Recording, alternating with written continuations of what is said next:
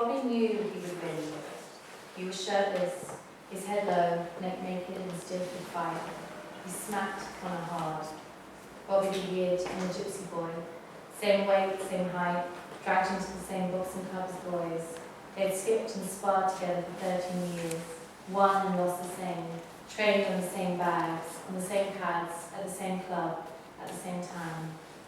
They had shared a childhood, their bodies growing, battered and beaten and better again. Two faces of the club. The tale of the tape read the same for both fighters, both brick-jawed, strong-legged boxers built for the fight under white lights.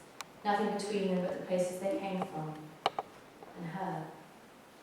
Connor's shot came back hard with a groan that came from his gut, cutting the corner of Bobby's eye.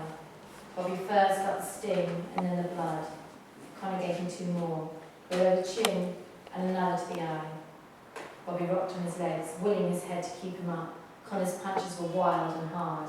Bobby could feel the sharp pain from each gold ring stacked on his brawler's fingers and breathed in against the blows. They picked off skin.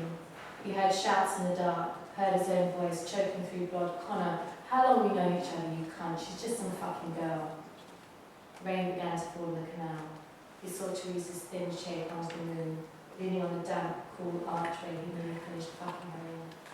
Just for a moment, she moved away smoke before Connor pushed Bobby's face down in the bank so he could taste the blood and the mud, could smell the ground against his nose, the belt buckle digging into his groin.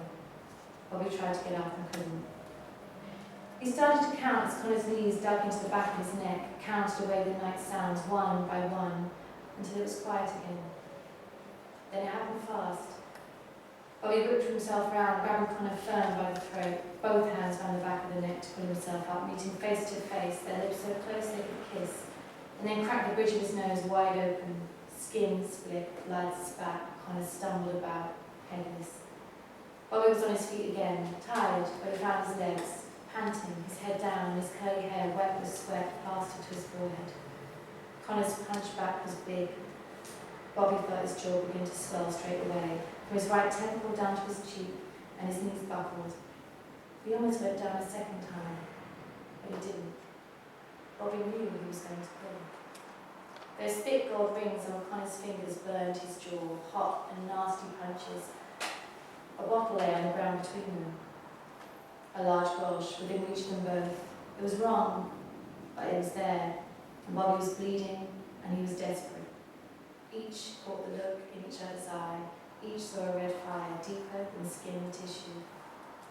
It was Bobby who lit to it quicker, licking his lips clean, and as Connor lifted his head up and came for him again, Bobby smashed it over the side of his face. It broke, leaving half a bottle in Bobby's hand. Connor fell to his knees. He held his cheek, the cry stuck in his throat, as if he'd swallowed a broken glass. Stop now, Bobby, you fucking won this, enough. Bobby couldn't stop. He knelt over him and cupped the back of Connor's head in his hands.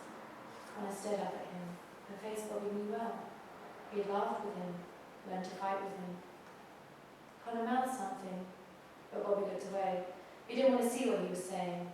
He picked up a shard of broken glass to his right. Connor's legs thrashed the air and his body twisted in pain. Bobby held the glass to Connor's throat so tightly that the palm of his own hand began to bleed. He looked up at the stars and breathed out. This was for all the gold rings that had chewed up the skin around his eyes. He took the glass and cut Connor from cheekbone to lip, deep enough to leave a scar. The bright blood rolled down Connor's face.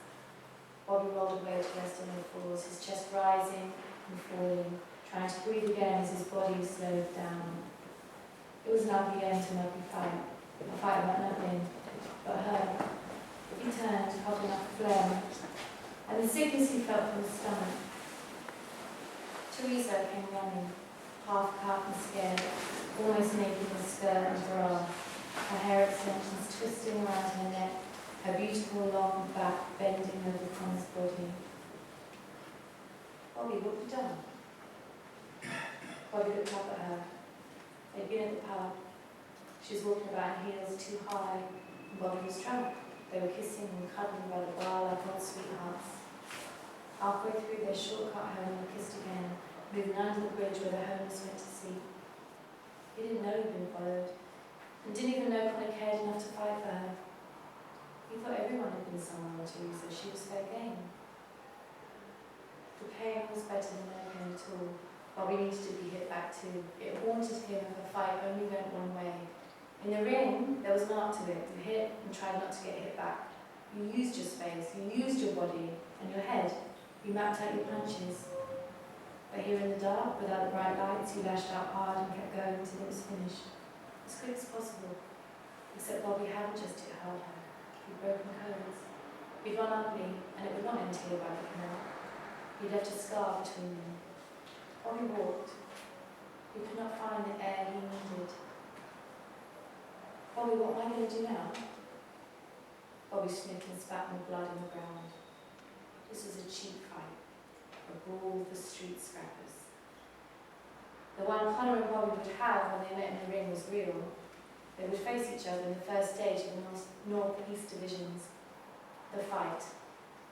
The fight. The fight. The drama, the battling, the war. Bobby picked up his top and wore it like a veil. He walked away the way he should have done from the start. He knew it hadn't ended there. This would